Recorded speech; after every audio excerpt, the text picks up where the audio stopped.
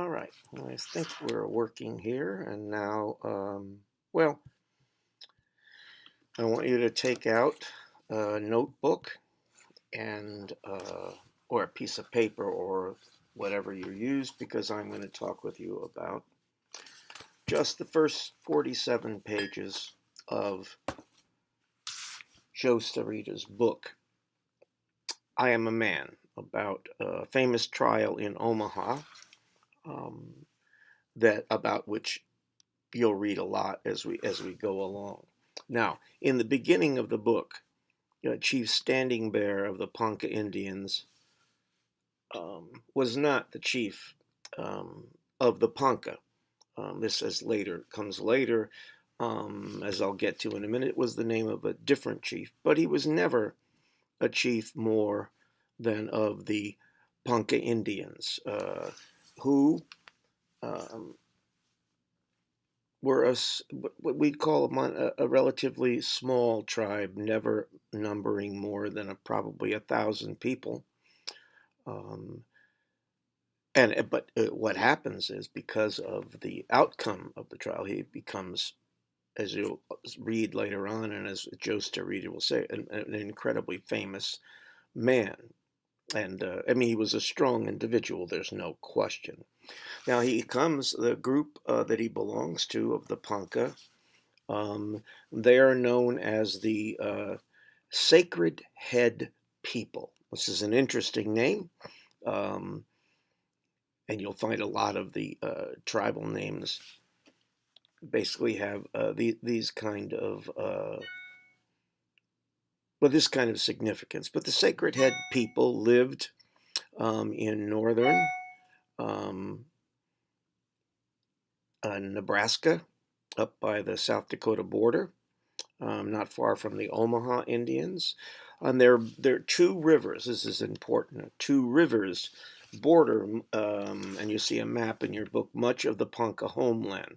One of them is the big Missouri River, um, and the other is the Niobrara River. And I was going to put a question in about what Niobrara means, but it's the Niobrara River and the Missouri are the two important rivers uh, that border much of the Ponca homeland. This area that was taken from the Ponca Indians. Now, the Poncas, like other groups, many of the Lakota Sioux branches, um, the Ponca Indians did fish and trade. They grew a lot of vegetables, and what would do, they plant everything and then go off and hunt the buffalo at two different times of the year. One for clothing, one other time the buffalo would be great for um, the winter clothing.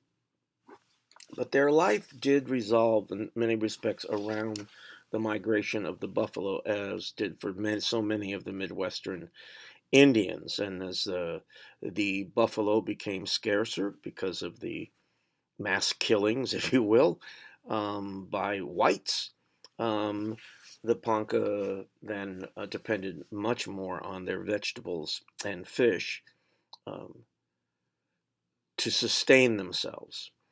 Uh, and they generally, as often was said, not to their benefit, enjoyed, until the forced relocation that's so central to the story. The chief Standing Bear will make two trips. One he's made up to about page 50, and the other will come later on.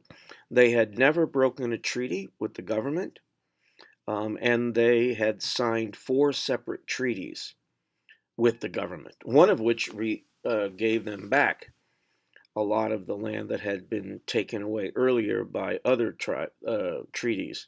Now, the Lakota tribe attacked the Ponca for many reasons, the Brule.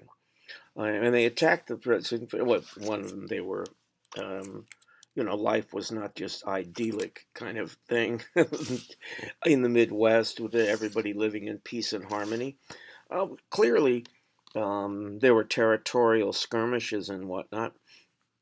But the Sioux Lakota did attack the Ponca because the Ponca had, in fact, signed treaties with the U.S. government, which, of course, the Sioux will eventually do anyway. So they're getting attacked for a lot of reasons. Um, Now, I wanted to tell you that as I told you before, the tribe really never numbered more than 100, um, and that as a result, too, of one of these treaties, the Laramie Treaty, remember this, of 1869, William Tecumseh Sherman signed a treaty giving Red Cloud and Lakota many concessions, including land that included the entire Ponca Reservation. This will change a little bit, but I mean, you get the feeling of the Ponca trying to get by, being almost passive with respect to the whites, maintaining good relationships, and then in the long run getting screwed over. And now part of these is a lot of the problems stem from the fact that the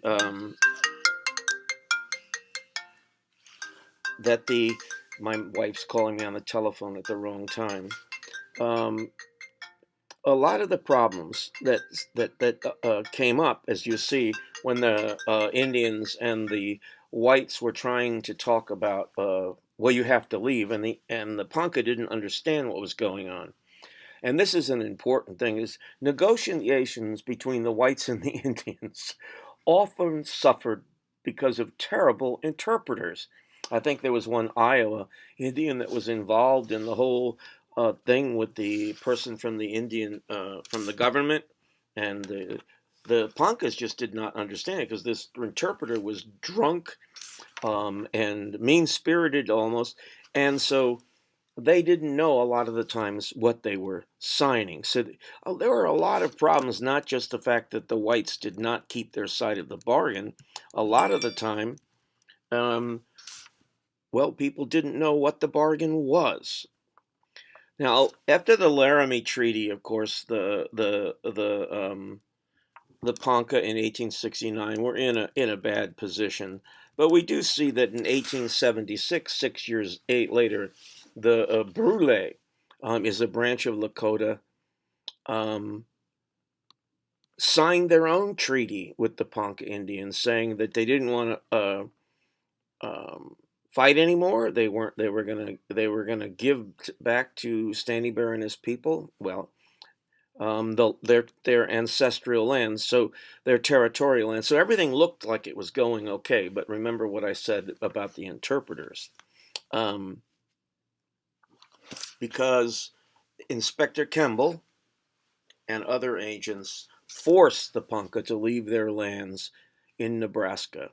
And at the time, the chief of the Ponca Indians was White Eagle, not Standing Bear. It was White Eagle. And after he passes, he's very incapacitated from the trip back from Oklahoma, um, which is not part of the quiz, but they do go to Oklahoma. The chiefs of the Ponca go to Oklahoma. They look at the land there. They talk with the people and decide they don't want to stay. The government people try to make them stay, and they make the first of two long and arduous marches back to the homelands. And eventually, as you'll read over the next couple of weeks, um, Standing Bear will be arrested on his return. One other thing I wanted to note: are only 12 questions on this quiz. That I wanted you to remember that Joe Starita teaches in the Department of Journalism at the University of Nebraska at Lincoln. He's an endowed chair of journalism.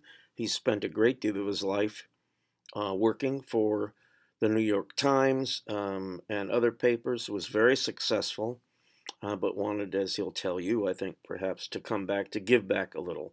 Endowed chair means that his salary is paid by someone who donated a considerable amount of money to the college. So It doesn't come from the state budget. It comes from a special endowed.